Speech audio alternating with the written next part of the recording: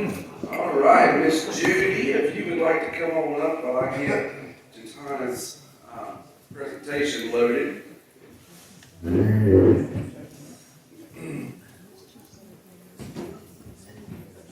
years ago, Earl Snipes brought a woman to see me.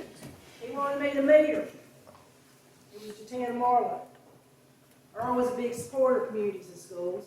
So was Bank of North Carolina, and I guess they still continue. I don't know. You know, I'm old and retired now. But Gitana immediately took hold and supported that program. She was an amazing volunteer for a young man whose mom was deaf and silent, and worked with him for a long time. So we really appreciate that. But as the years went by, and I saw what kind of person she was, real, true, honest, integrity, I'd love for her to join here. I've asked her many times, but she hasn't agreed yet. She drives every day from Yadkinville to work at Pinnacle. I still want to call it Bank of North Carolina, you know. But I tell you something else she took on about a year ago. So we had a director for Habitat, and people would say something about Habitat at Thomasville. Nobody knew we had it. And so we had an interim that came in for about a year, and so he wanted to leave, and so Gitana, affectionately known to me as G, I can't say that long word. A lot of people call her Gigi. But she took it on, has worked well with it, has great knowledge in the building industry, and worked with many vendors. And I could go on, but I am just honored to tell you today that not only is she a good community person, she's a fabulous banker. I ought to tell you, she's a bigwig at the bank. Senior vice president, right? She's upstairs. You have to get permission to go upstairs to see her. But anyway, Gitana Marlowe is going to tell you about Habitat of Thomasville, who is up and coming these days. Welcome, my friend.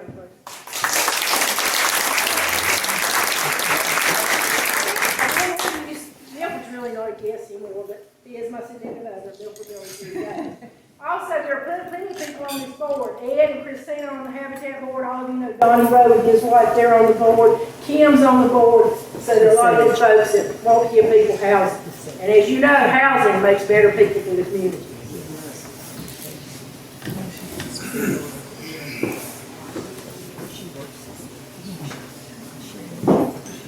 Okay, I am not a public speaker, so I apologize in advance. But if you know Judy, you cannot say no to Judy because she asked me for something. So I'm apologizing now, but Habitat for Humanity is a passion that I have here in the Thomasville area. Habitat for Humanity was started by Miller and Linda Fuller in 1976. Today, Habitat covers the entire United States and over 70 countries around the world. When we think about Habitat for Humanity, I think about former President Jimmy Carter and his wife Rosie. They worked tirelessly around the United States and the country to provide homes and improve homes for families that were in need. All right, our vision is a world where everyone has a decent place to live. And for a lot of people, that you think that's just something we take for granted, but for so many families, they don't have adequate housing. And that happens right here in Thomasville as well. Our Thomasville affiliate was started in 1987 by a group of business leaders and community volunteers. As of today, Habitat in Thomasville has provided 42 homes since 1987 to families. We currently service 23 of those mortgages. The mortgage payments are made to Habitat for Humanity in Thomasville monthly. Those funds are being reinvested so we can build new homes and improve homes of others. To qualify for a Habitat home, there are several things you have to do. One, you have to be in need of a home. You could currently be renting a home, and that particular home have mold issues. We hear that quite often. You may have physical challenges that the home is not satisfactory to your needs. There's many needs there that we can cover. You also have to provide 250 hours of sweat equity, is what we call that. That can be on the house that we're currently building or a project that we're currently doing in the community. And you have to pay for the house. So many people have a misconception that a Habitat home is free. It's not free. Habitat homeowners have a mortgage. The way we determine that mortgage is when the house is finished, when it's completed, a local appraiser will determine the appraised value or the fair market value of that home. That becomes the sales price. It has to be the sales price because we are a comparable sale in your neighborhood, in your community. So we do not want to pull down the values of your homes in the communities. The loan can be interest-free, or some habitats today charge up to 2% interest. So that can make a big difference. But currently, all of our habitat mortgages are interest-free that we currently hold. On top of their mortgage, of course, they have included in their mortgage, they have their property taxes and their homeowner's insurance that they are responsible for. They are also responsible for any repairs, improvements, anything they need going forward because they are in fact the homeowner. Habitat is out of the picture once we sign that deed over. You also have to be a resident of Thomasville. You have to have lived in Thomasville for at least 1 year to be considered as a homeowner. And you also must complete counseling, homeowner counseling. We partner with Toby Prince, who you guys had here a few weeks ago. We partner with his organization. They sit down, prepare a budget, go through expenses that people currently have. A lot of people will find it amazing when you go through your bank statement, how many times you picked up coffee at Starbucks, how many times you mentioned McDonald's, and how that really adds up and can impact your ability to repay for your mortgage. You also have to have a minimum credit score of 650. There's debt to income guidelines that we also adhere to. So it is a true mortgage that you have to qualify for. This, you'll probably recognize a few of your criterias there. You'll see Kimball Sage, Milton Miller's in that picture, also tall housing from Barbecue Joe's. In addition to building houses, we improve homes in the area. This particular homeowner were basically prisoners in their own home. The front steps were torn away by Donnie Rowe in Milford in about 5 minutes. I mean, it was just horrible conditions they were living in.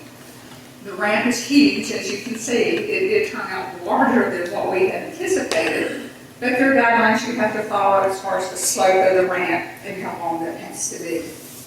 The particular homeowner there asked me when we were building some of the names of the volunteers.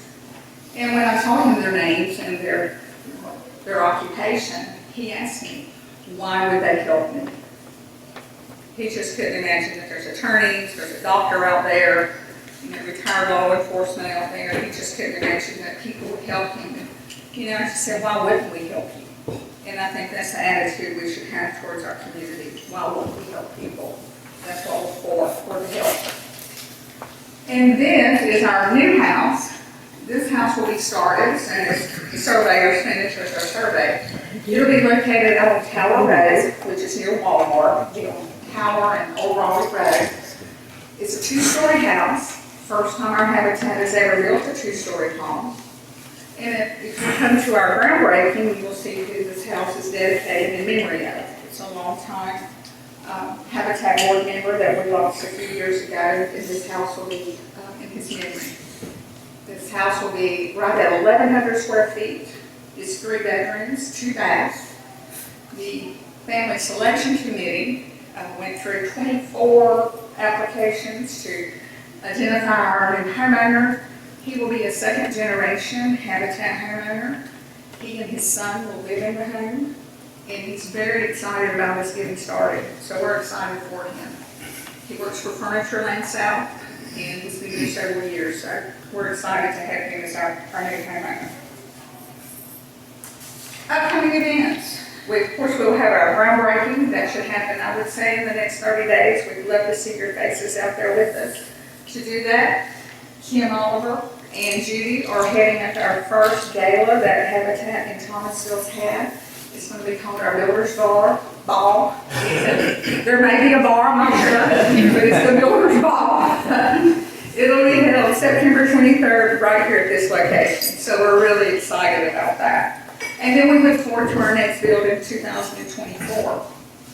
So moving forward there. These are our board of directors. Paul Housen is our current president. He is, of course, Barbecue Joe's. Judy Yawns is our vice president. Teresa Davis, who's a local realtor. is our secretary. And then the remaining folks, there's 14 of us total. And I will say that since we've not had a designated executive director, our board has really stepped up and did everything that's been asked of them. So we're really lucky to have a great board. Okay. I've survived this, I think. Yes. Do you have any questions for me? What happens if one of the families that you identify to have a home, what if they relocate, what if they just go to a list of the families that you know need a home? It would, of the 24 applications that we had, there was 3 that was close to being the potential chosen one, so we would just go to that next family. Does Habitat keep that connection for the duration of that home? Well, they make their payments to us, Right. so we do have that relationship, but we do not offer repairs or anything of that nature to the family. We want them to understand what homeownership truly is. Gitana, you mentioned the next build would be like on Tower Road. Is that kind of a new location for you guys, or will there be other homes located there in the future? Great question. Horace, who is our new homeowner, his family owned the lot, and they donated it to him. So he will have the advantage of not having to pay for a lot in his mortgage. We have 5 additional lots across Thomasville right now, the lots we have remaining. So we think that inventory will last us a little while. So that was his second generation. It is. So What's going to happen with the first house? well, his mother is currently in the first house. His mother resides in the first house. So if they move up though, do they sell it to anyone? They can sell that home. They can sell the home. It's their home, it's deeded to them, so they can in fact sell the house. They would not be eligible for another Habitat home, but they could sell the home. And how frequently have you seen that happen? I've never seen it happen. I've never seen it. They're not selling to you, Don. I have not seen that happen. And you know, Habitat has had to evolve over the years. In the beginning, houses were sold at cost. And, you know, some mortgage payments are $200 because they were sold at cost. But that was the days when a local bank or community leaders donated all the proceeds to build a house. But in today's world, we have to sell a house for market value. We can negotiate a second mortgage on the houses, and sometimes we do that, and we may take back a second, but there's conditions on that. And typically, we would put in there that, you know, you have to remain in the house for 5 years, you can have no 30-day late pays for that to be forgiven. So if you sold the house prior, of course, you would have to pay that. So we do condition. Gitana, how many renovation and repair projects do you have, like the ramp that y'all built? How many of those are currently going on? How often do you do them? We would like to do one every year. Okay, this will take us about 4 months to build a house, so we would like to have another project for the fall. We would like to do that, and if possible, at least 1 or 2 improvements per year. It can be cosmetic, it can be anything of that nature. They just have to have a Thomasville address. I have a question. Go ahead, Tony. I know that in the beginning, most of the homes were built on a volunteer basis. Correct. Is that still the case, or you use contractors more so than volunteers? We use contractors to build a house. We do ask for businesses, community leaders to donate materials, donate their time. Our contractor donates his time to build the house. So basically, our cost is materials. We're very lucky. This next house, the electrical has been donated, so we won't have any cost for electrical in the house. We're looking for a plumber, and we're looking for HVAC donations at this time. Our roof has been donated. So that Davis Roofing, Shane Bryant has donated the roof on the next house. Judy was able to secure all the interior and exterior doors, and I forgot the name of that company, Judy. So they Used to be Lowe's, I don't know what they're called. Yeah, it used to be a Lowe's company. They've donated all the interior and exterior doors. So we're moving forward with a lot of donations. But Yeah, if we can keep the cost down on the house, then that allows us to go build the next house. Cost is the key. So what can volunteers do during the build? There's so many things, cleaning out the house, you know, a lot of the contractors, when they open the package, the box and everything is just discarded right in the house. We have a dumpster on site, so just cleaning out the house, keeping the yard picked up, making sure that's picked up for the neighbors and the community. You can paint if you're a good painter, you know, we have painted some of the houses before. There's just various things that you can do as a volunteer. So no prior experience needed? No prior experience needed. You can bring us a snack and a drink. Just as a footnote, I meant to tell you this in the introduction, at our last board meeting, Jean was talking a lot about the upcoming fundraiser that we want to do, and of course she's instrumental in that. She and Steve worked out a great job, but just so you know, Steve, she tells the whole board, she says, we're going to be doing it at the women's clinic. So if you have somebody drives up here, we're going to do the women's clinic. We had this, you know, we had to go with some women's. I get it clear, you know, I am from Yadkinville, so, you know, this is a big city for me, so I do refer to it as a clinic. Any other questions?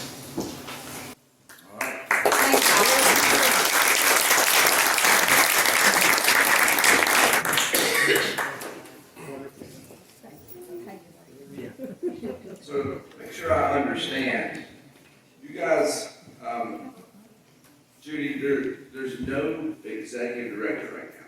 That is correct. Okay. Jean, you serve on the council, Judy's doing, gotcha. along with everybody else you do. So I was on that board for a very short time. Fortunately, was not able to get as involved as I would have liked and had to jump ship. My Rotary presidency to free up some time as well as moving my business to Lexington. But what I did see in a very short amount of time is that is most of the folks on that board are very hands-on. It's not just a rubber stamp board, they get involved. So if that's something you're interested in, Jane, I'm still at the board, but if you want to go paint or something like that. Ricky, you say no to that? We just are so far up the wall. But Bill, Chris, thank you, Judy, Kimberly, anybody else in here on that board, but thank you guys for what y'all do. Absolutely. Okay.